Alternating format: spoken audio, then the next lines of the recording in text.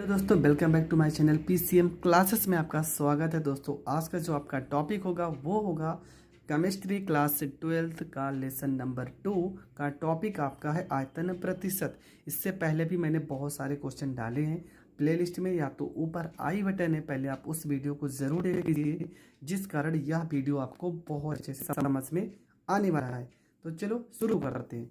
तो आयतन प्रतिशत किसे कहते हैं कि किसी विलयन के 100 मिलीलीटर में उपस्थित किसी विलयन के 100 मिलीलीटर में उपस्थित विलय की मिलीलीटर में मात्रा को आयतन प्रतिशत कहते हैं। बस इतना ही आपको लिखना है। क्या लिखना है कि किसी विलयन के 100 मिलीलीटर आयतन में उपस्थित विलय का मिलीलीटर में मात्रा को आयतन प्रतिशत कहते हैं। तो चलो अब इस टॉपिक के सवाल को भी सॉल्व करेंगे और फार्मूले को भी समझते हैं। तो आयतन प्रतिशत का फार्मूला होगा विलय का आयतन मिलीलीटर में होना चाहिए, विलयन का आयतन मिलीलीटर में होना चाहिए, गुणे में होना चाहिए 100। क्यों? क्योंकि प्रतिशत का सवाल जब भी करोगे तो गुणे में तो 100 होगा ही होगा। अब आपका आता है पहला प्रश्न, और पहला ही प्रश्न बहुत अच्छा प्रश्न है। लिखा गया है कि 10 मिलीलीटर एथिल अल्कोहल को 20 मिलीलीटर जल के साथ मिलाया गया तो विलयन का आयतन प्रतिशत ज्ञात कीजिए। तो ये प्रश्न है। प्रश्न पढ़ने के बाद आपको ऐसा जरूर लगा होगा कि बहुत सरल प्रश्न है, पर ऐसा नहीं। प्रश्न थोड़ा से घुमा रहा है। अगर आप थोड़ा सा भी गलती करेंगे तो ये प्रश्न आपका गलत हो जाएगा।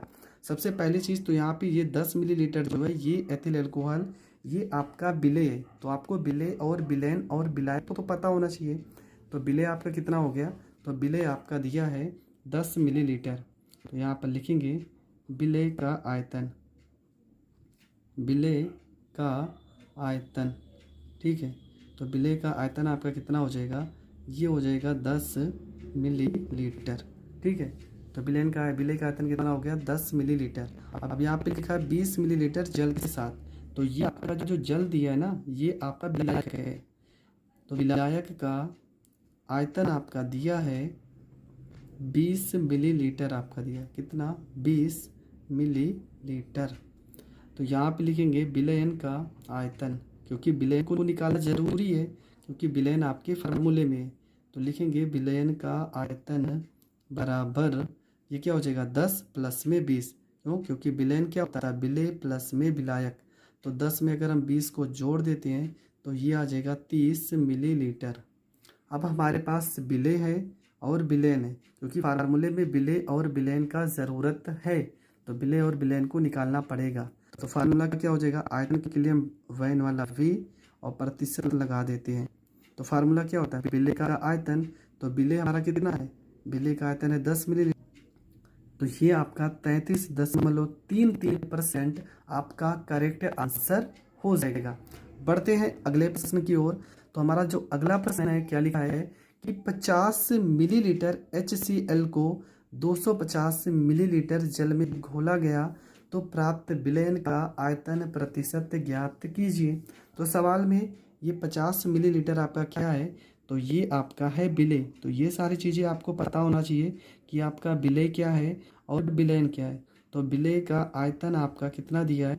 तो ये आपका दिया है 50 मिलीलीटर। दूसरी चीज़ आपका दिया है विलयन का, विलायक का आयतन, विलायक का आयतन। तो विलायक का जो आयतन दिया है वो आपका दिया है 250 मिलीलीटर। ठीक है, आपके पास विलय हो गया और विलायक हो गया। अब हम निकालते हैं क्या? विलयन। तो लिखेंगे विलयन का आयतन। तो विलयन के आयतन का फार्मूला क्या हो जाएगा? तो विलयन का जब भी निकालेंगे विलय और विलायक को जोड़ देंगे तो क्या हो जाएगा? 50 और प्लस में हो जाएगा 250। तो 50 में अगर हम 250 जोड़ेंगे तो ये हो जाएगा 300 मिलीलीटर। अब हमारे पास विलय हो गया और विलयन भी हो गया।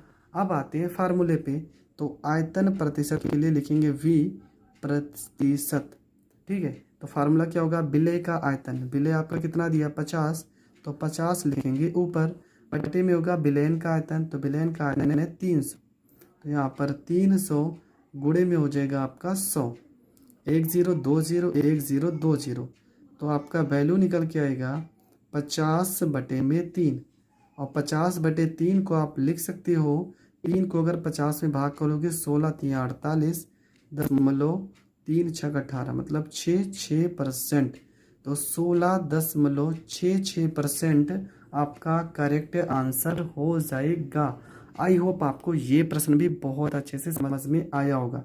दोस्तों इस टाइप के सवाल पेपर में आए हुए हैं 2 नंबर में, तो आपको पूरा वीडियो लास्ट तक देखना है। 3 प्रश्न है इसमें, एनसीईआरटी, अरिहंत और विद्या, इन बुकों के मैंने क्वेश्चन उठाए हैं। आपको जो भी प्रश्न में डाउट होगा इस टॉपिक से रिलेटेड तो कमेंट में आप क्वेश्चन भेज देना, या तो हमारा व्हाट्सएप नंबर है आप वहाँ मैसेज कर देना, मैं उस प्रश्न को भी सॉल्व करा दूंगा। अगला क्वेश्चन आपका क्या है, लिखा है कि 150 मिलीलीटर H2SO4 को 750 मिलीलीटर जल के साथ घोला गया तो प्राप्त विलयन का आयतन प्रतिशत ज्ञात कीजिए। तो इसमें क्या करना है, सबसे पहले आपको लिखना है विलय। क्या दिया आपका, विलय का आयतन।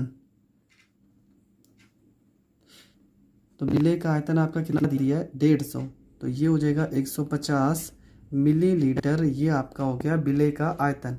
उसके बाद लिखेंगे विलायक आपका दिया है प्रश्न में, तो विलायक का आयतन, तो विलायक आपका कितना दिया है, 750 मिलीलीटर दिया है, 750 मिलीलीटर।